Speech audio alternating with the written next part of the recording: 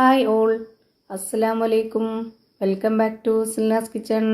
ഇന്നത്തെ റെസിപ്പി ഒരു അടിപൊളി വെറൈറ്റി ടേസ്റ്റി ആയിട്ടുള്ള നല്ലൊരു സ്വീറ്റിൻ്റെ റെസിപ്പിയാണ്. കുട്ടികൾക്കും വലിയവർക്കൊക്കെ ഒരുപാട് ഇഷ്ടമാവും. ഭയങ്കര സ്പെഷ്യലാണ്.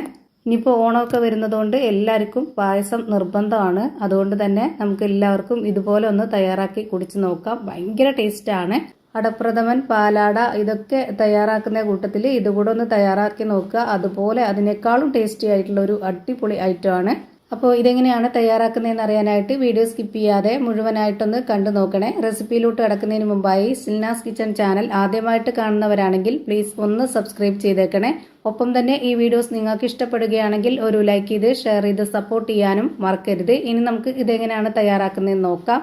ഇതിനായി ഒരു ചുരക്ക എടുത്തിട്ടുണ്ട്. ഒരു മീഡിയം സൈസിലുള്ള ചുരക്കയാണ് എടുത്തിട്ടുള്ളത്. അതിന്റെ പകുതിയാണ് ഞാനിവിടെ എടുക്കുന്നത്. ആ പകുതി എടുത്തതിന് ശേഷം അതിന്റെ തൊലിയൊക്കെ കളഞ്ഞിട്ട് നന്നായിട്ട് കഴുകിയിട്ട് ഗ്രേറ്റ് ചെയ്തെടുത്തിട്ടുണ്ട്.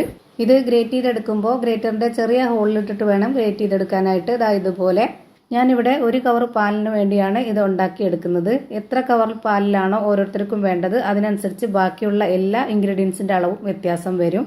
അപ്പോൾ അതിനനുസരിച്ച് കണക്കാക്കിയിട്ട് എടുക്കണം. അപ്പോഴേ നല്ല ടേസ്റ്റ് ആയിട്ട് കിട്ടുള്ളൂ. ഞാനിപ്പോൾ ഇവിടെ ഒരു കടായി സ്റ്റവിലേക്ക് വെച്ച് ഫ്ലെയിം ഓണാക്കി കൊടുത്തു. അതിലേക്ക് 250 ml കപ്പിന്റെ അളവിൽ 2 കപ്പ് വെള്ളം ഒഴിച്ചു കൊടുത്തിട്ടുണ്ട്. ഇനി ഇതൊന്ന് നന്നായിട്ട് ചൂടായിട്ട് വരണം. തിളച്ച് വരരുത്, ചൂടായാൽ മതി. ഇതുപോലെ പുള്ളിയായിട്ടൊക്കെ വരുന്ന ഈ ഒരു ടൈമിൽ നമുക്കിതിലേക്ക് തേങ്ങാപ്പാൽപ്പൊടിയാണ് ഇട്ട് കൊടുക്കേണ്ടത്. അപ്പോഴാണ് ഇതിന് പ്രത്യേക ടേസ്റ്റ്. അതുമാത്രമല്ല സാധാ പാൽപ്പൊടി ആയിരുന്നാലും കുഴപ്പമൊന്നുമില്ല, രണ്ടും രണ്ട് ടേസ്റ്റ് ആണ്. ഇനിയിപ്പോൾ ഞാൻ നന്നായിട്ട് ഇളക്കി കൊടുക്കുന്നുണ്ട്. തിളച്ച് വന്നു കഴിഞ്ഞിട്ട് ഇട്ട് കൊടുത്തു കഴിഞ്ഞാൽ കട്ട പിടിക്കും. അതുകൊണ്ടാണ് ഈ ഒരു ടൈമിൽ ഇട്ട് കൊടുത്തിട്ടുള്ളത്. ഇതുപോലെ നന്നായിട്ട് ഇളക്കി കൊടുത്തതിന് ശേഷം പിന്നെ ഇതിലേക്ക് ചതച്ചെടുത്തിട്ടുള്ള ഏലക്കയാണ് ഇട്ട് കൊടുക്കുന്നത്. ഒരു 4 ഏലക്ക ഇട്ട് കൊടുത്തു. ഇനി അടുത്തതായിട്ട് ഇതിലേക്ക് നേരത്തെ ഗ്രേറ്റ് ചെയ്ത് വെച്ചിരുന്ന ആ ഒരു ചുരക്ക ഇട്ട് കൊടുക്കാം. ഈ ഒരു ചുരക്ക മുഴുവനായിട്ടും ഇട്ട് കൊടുത്തതിന് ശേഷം പിന്നെ ഇതിലേക്ക് വേണ്ടത് 250 ml കപ്പിന്റെ അളവിൽ 1 കപ്പ് അവിലാണ്. ഞാനിവിടെ വെള്ള അവിലാണ് എടുത്തിട്ടുള്ളത്. ഏത് അവിലായിരുന്നാലും കുഴപ്പമൊന്നുമില്ല. ഇനി നമുക്കിതെല്ലാം കൂടി നന്നായിട്ടൊന്ന് ഇളക്കി കൊടുക്കാം. ഇത് വേവിച്ചെടുക്കുമ്പോൾ തന്നെ ഞാനിതിലേക്ക് ഒരു നുള്ളു ഉപ്പിട്ട് കൊടുക്കുന്നുണ്ട്. അപ്പോൾ ഇതിൽ നല്ലൊരു ടേസ്റ്റ് കിട്ടും. ഇത് മധുരത്തിന്റെ റെസിപ്പിയാണ്. അതുകൊണ്ട് തന്നെ നമ്മൾ മധുരത്തിനനുസരിച്ചിട്ടുള്ള ആ ഒരു ബാലൻസ് ചെയ്യാനുള്ള ഉപ്പേ ഇട്ട് കൊടുത്തിട്ടുള്ളൂ. ഒരു 1.5 മിനിറ്റ് സമയം വരെ ഇത് നന്നായിട്ടൊന്ന് വേവിച്ചെടുക്കാം. അതിൽ കൂടുതലിട്ട് വേവിക്കണമെന്നില്ല. കാരണം ഇത് നമ്മൾ ഗ്രേറ്റ് ചെയ്തിട്ടാണ് ഇട്ട് കൊടുത്തിട്ടുള്ളത്. ഭയങ്കര നൈസായിട്ടാണ് ഇരിക്കുന്നത്. അതുപോലെ അവലും കൂടെയാണ്.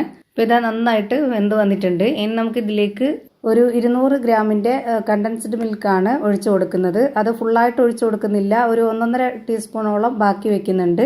ഫുള്ളായിട്ട് ഒഴിച്ചു കൊടുക്കണമെന്നുള്ളവർക്ക് ഫുള്ളായിട്ട് ഒഴിച്ചു കൊടുക്കാം. ഞാനിപ്പോൾ ഇവിടെ കുറച്ച് പഞ്ചസാരയും കൂടെ ഇട്ട് കൊടുക്കുന്നുണ്ട്. അതുപോലെ തന്നെ ഈ ഒരു കണ്ടൻസ്ഡ് മിൽക്കിന്റെ മധുരം മാത്രം മതി എന്നുള്ളവർക്ക് അത് മാത്രം ഇട്ട് കൊടുത്താൽ മതി. മധുരമൊക്കെ ഓരോരുത്തരുടെ ഇഷ്ടമാണ്.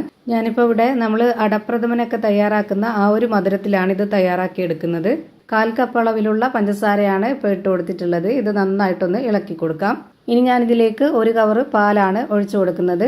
ഇനി ഈ ഒരു പാലിൽ കിടന്നിട്ട് 1 മിനിറ്റ് നേരം ഇതൊന്ന് തിളച്ച് നന്നായിട്ട് വെന്ത് വരട്ടെ. ഇതിന്റെ പരുവെന്ന് പറയുന്നത് നമുക്ക് ഗ്ലാസ്സിൽ ഒഴിച്ച് കുടിക്കാൻ പറ്റുന്ന ആ ഒരു പരുവത്തിലാണ് ഞാനിപ്പോൾ ഇത് തയ്യാറാക്കി എടുക്കുന്നത്. അതുകൊണ്ട് തന്നെ ഇനി ഒരുപാടിട്ട് വറ്റിക്കണമെന്നൊന്നുമില്ല. അപ്പോൾ ഈ ഒരു പരുവത്തിൽ തന്നെ നമുക്ക് ഇതിന്റെ ഫ്ലെയിം ഓഫ് ചെയ്ത് കൊടുക്കാം. അങ്ങനെ ഞാനിവിടെ ഇതിന്റെ ഫ്ലെയിം ഓഫ് ചെയ്ത് കൊടുക്കുന്നുണ്ട്. ഇനി ഞാനിത് മാറ്റി വെക്കുന്നുണ്ട്. അടുത്തതായിട്ട് സ്റ്റവിലേക്ക് ഒരു പാൻ വെച്ച് കൊടുത്തതിന് ശേഷം അതിലേക്ക് ഒരു 2 ടേബിൾ സ്പൂൺ അളവിൽ നെയ്യ് ഒഴിച്ചു കൊടുക്കാം. ഇനി അടുത്തതായിട്ട് ഇതിലേക്ക് വേണ്ടത് കുറച്ച് തേങ്ങ ചെറുതായിട്ട് കട്ട് ചെയ്തെടുത്തിട്ടുള്ളതാണ്. അത് ഈ ഒരു നെയ്യിലൊന്ന് വറുത്തെടുക്കാം. അപ്പോൾ അതിന്റെ മണവും കൂടെ ആവുമ്പോൾ നല്ല ടേസ്റ്റ് ആയിരിക്കും.